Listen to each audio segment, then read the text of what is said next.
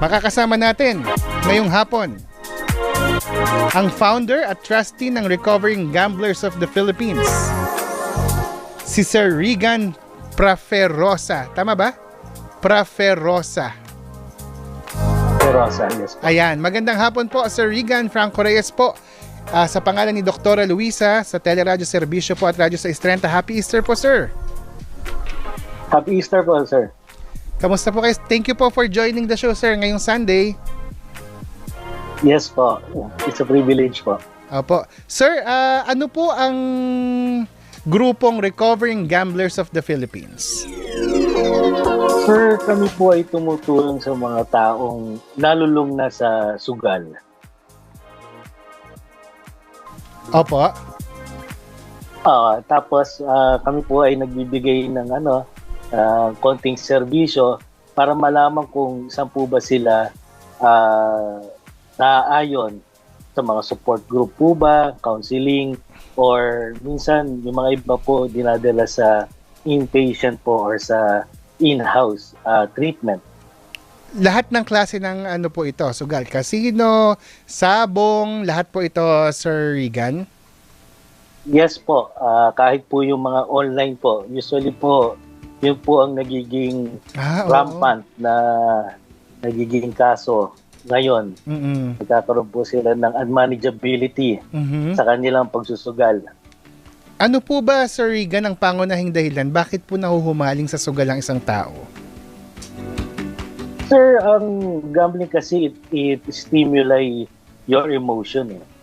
So, as a person na prone sa any feelings based na pangyayari, pwede po itong maging gateway para maging or gate valve ng kanilang emotion. Sabi kasi ng mga iba, dahil sa boredom, nagsusugal sila. Pero may mas malalim pa kung reason doon kung bakit na huhumaling sila sa pagsusugal. At ano yan, sir, kasama siya sa mga tinutuklas at pinag-uusapan po sa inyong grupo?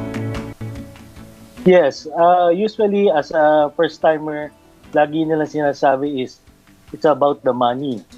Pero darating yung panahon, nawawala na yung value ng pera. More on dun na lang sa compulsion ng emotion na natatanggap mo doon sa sugal. Hindi na dahil sa gusto mong manalo. Yes, kasi minsan nananalo naman pero bakit hindi makatigil?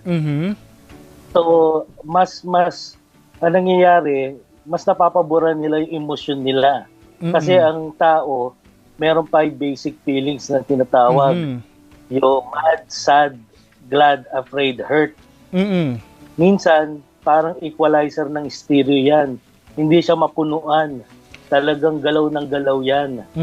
So akala nila masaya sila pero every deal ng sugal, nababago yung emosyon ng isang tao. Doon na sila nagiging addict. Hanggang sa bibigyan pa nila ng justification na kailangan nilang bumawi, kailangan nilang manalo kasi nga to rationalize things para pagbigyan sila ng loved ones nila. Pero ang totoo lang nun, ang pinagbibigyan lang ng tao nagsusugal, yung compulsion niya, yung emosyon niya. Anong emosyon yung pinufulfill nung sugal, Sir Regan? Ano yung usually na nasasatisfy nun?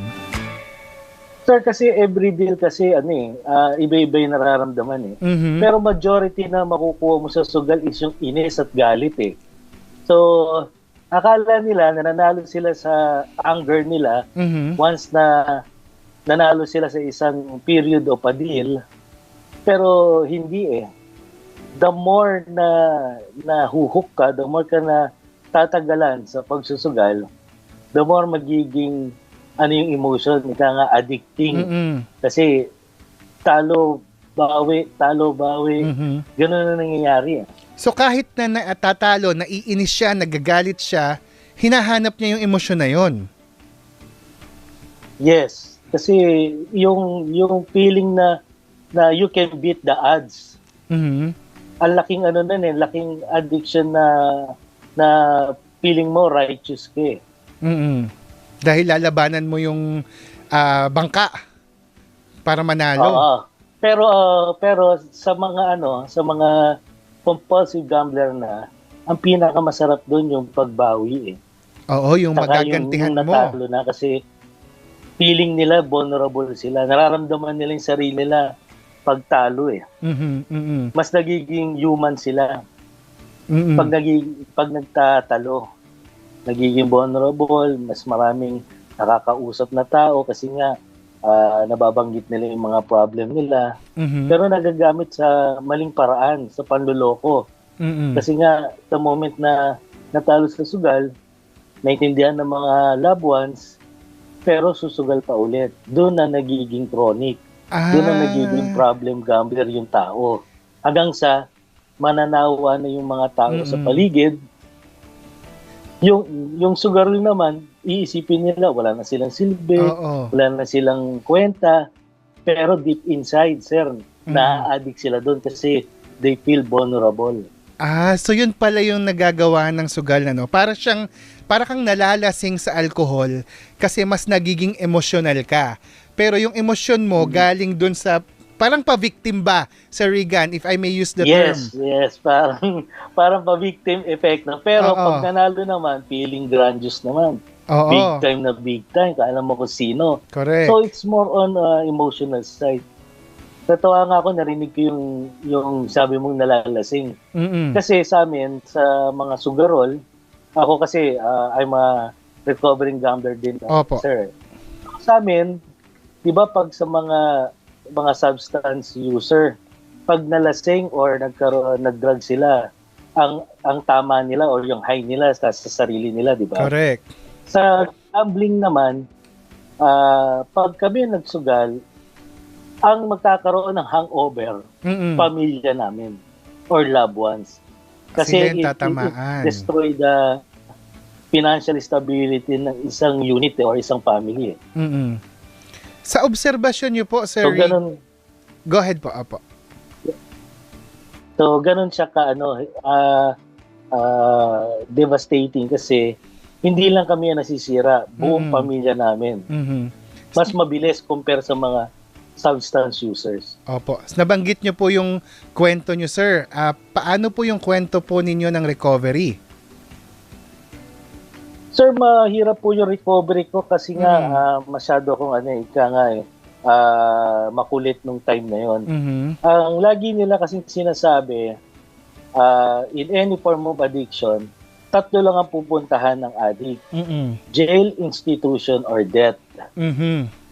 I've been to jail because of gambling sa mga criminal act na nagawa ko just to gain capital. Opo. Meron po akong mga nagawang ganong mga bagay kasi nga kailangan bumawi. I've been institutionalized also, sir, because of gambling kasi my family thought na sira na yung ulo ko kasi nga I cannot stop.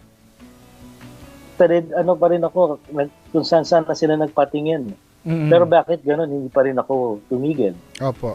I'm also near death kasi lahat ng mga downfall ko, lahat ng bottom ko, ang isang sugarol lang iniisip agad magpakamatay. Or sa hindi na nangyayari sa akin, muntikan na akong patayin because of sa mga deaths, sa mga loan sharks. So, doon sa tatlong card ng napupuntahan or 3 route ng isang sugarol, 2.5 na lang ako kasi, sir. Lahat hindi naman yung death. No? So, yun na lang po pinangahawakan ko. 0.5 na lang po sa 3 way na yon. Ano pong naging turning point, Sir Regan, para magdesisyon kayo na mali na to, kailangan ko nang bumangon? The turning point when nag-mirror yung ibang tao sa akin.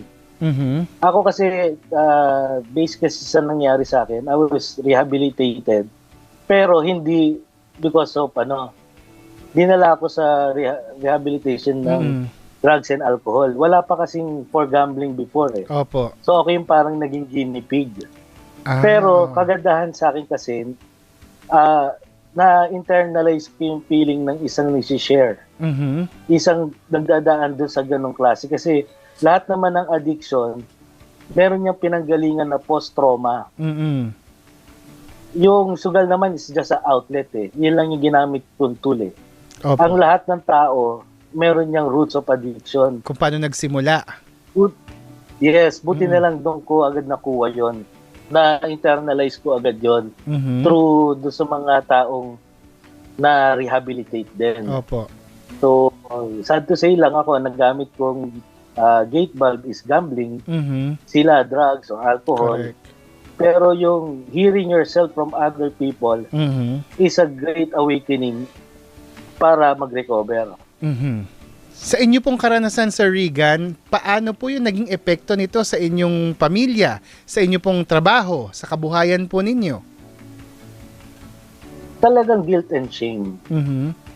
Magre-reservation. Kaya nga, as part of people na gusto mag-recover, kailangan talaga mag-detach ka muna sa reality ng nangyayari. Geographic escape muna. Kasi the more kang nasa comfort zone or the more kang nasa environment na people will judge or people will be hurtful para sa iyo, hindi magiging hindi magiging effective for for recovery yon. Para kang ma-ICU kailangan talaga focus muna sa sarili. Oo, yung sa recovery. Yes. Ano po yung pinakamalaking hamon po sa recovery ng isang sugarol? Number one is the enabler family. Na kala nila, masosolve nila in their own yung situation ng tao. No? So, professional knowledge, professional kailangan talaga. Or even in a spiritual, kailangan din yan. Advice. Hindi pwede magsarili yung family kasi nga part sila ng equation eh. In every addiction, it's a family disease, di ba? So, kailangan ma-notify kung sino yung enabler sa family. Tapos, kailangan din yung honesty ng person na kailangan niya ng tulong. Kasi kung hindi pa niya kailangan ng tulong, walang silbi yung magiging process. So, after nun is open-mindedness ng family and also yung subject. And yung last one is the willingness. Kaya nga, di ba, how can I recover? So, nandun na rin yung sagot. Honesty, open-mindedness, and willingness. Dapat ay ready rin yung pamilya na susuporta.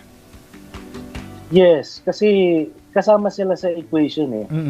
Yung isang sugal, hindi naman magiging compulsive yan or hindi yan magiging magbi-binge.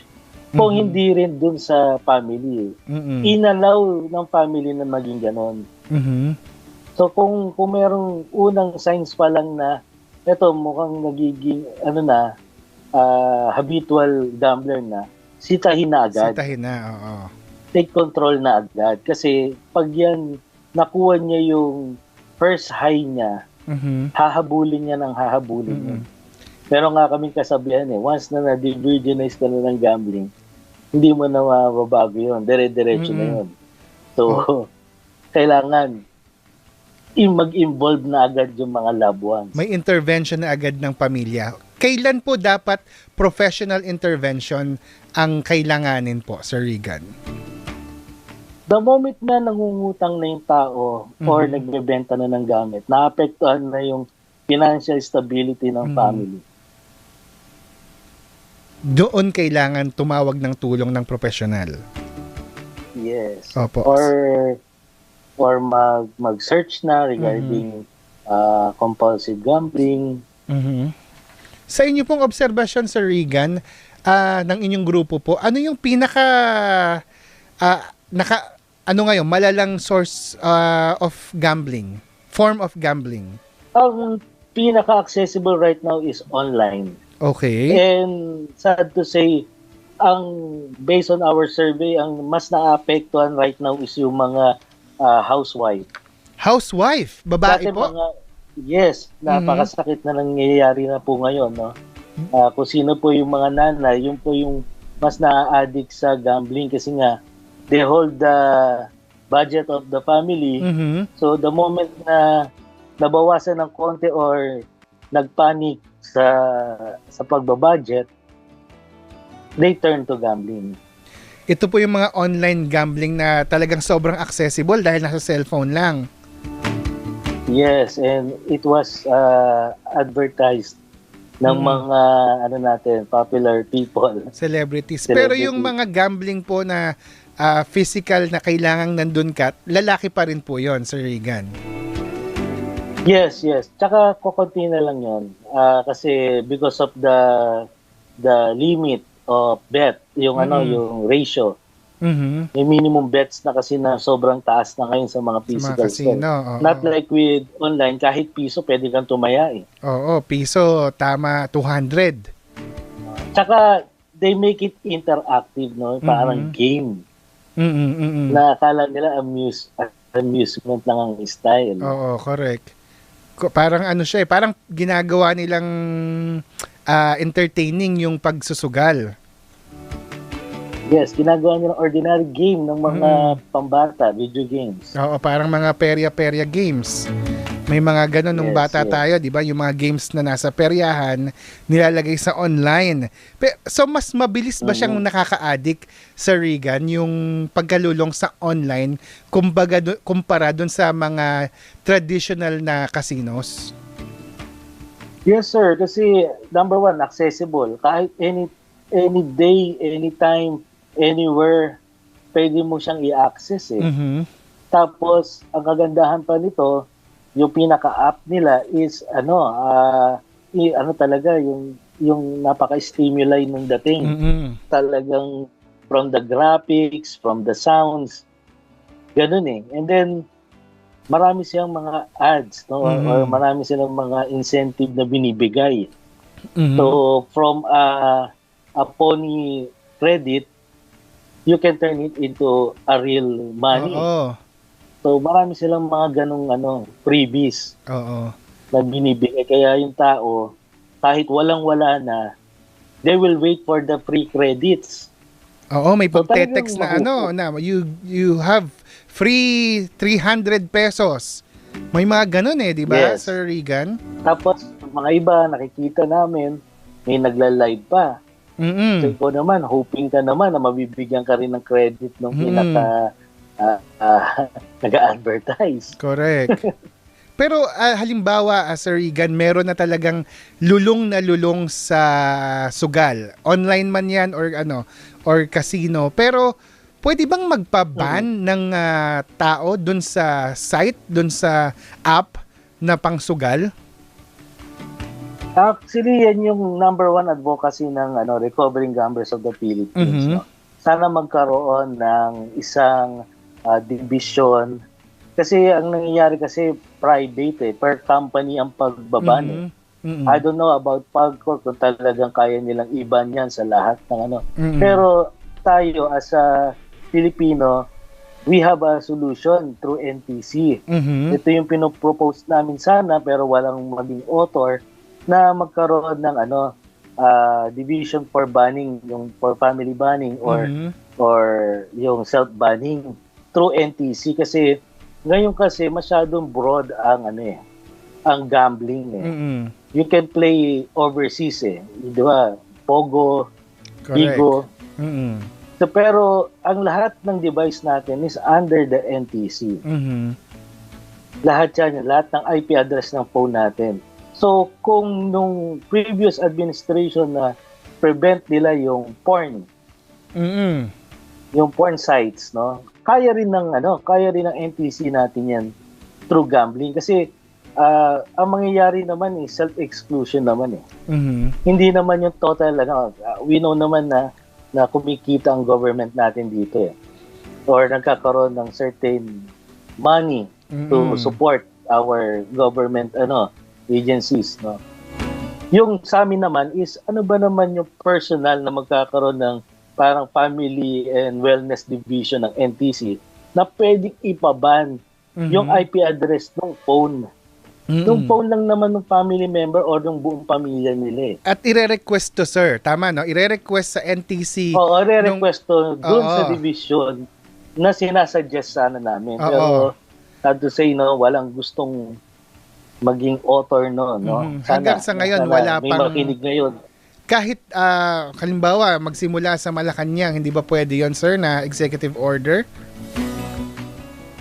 Sana, sir, no? Kasi, yun nga masakit, we're anonymous group. We cannot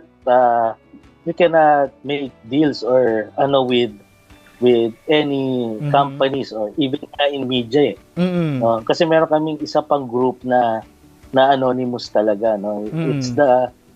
It's a 12-step group talaga. That's why here in the Philippines we use Recovering Gamblers of the Philippines kasi kahit pa paano I already break my anonymity Opo. Pero for the others na support group, no, yun yung sanang suggestion kasi wala nang ibang pwedeng gawin ang government natin kung hindi doon sa banning of the IP address user para hindi na siya makapagsugal ulit.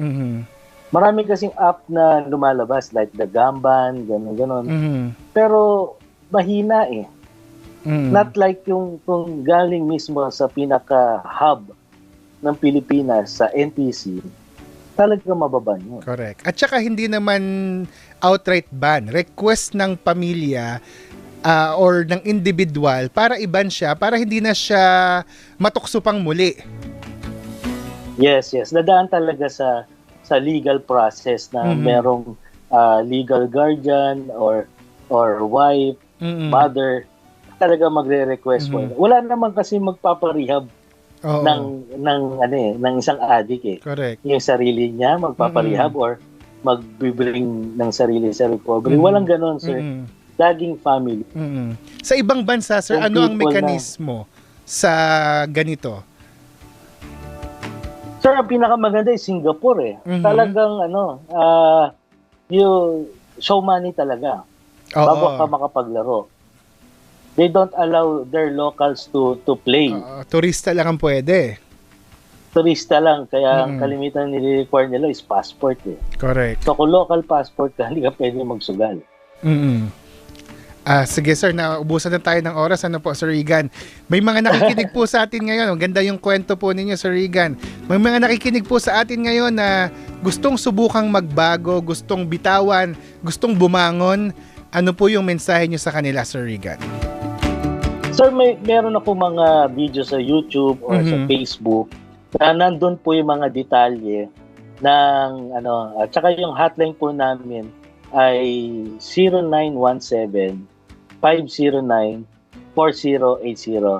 Nagkataon lang po na hindi ko masagot ngayon yung hotline kasi Easter Sunday po ngayon. Opo.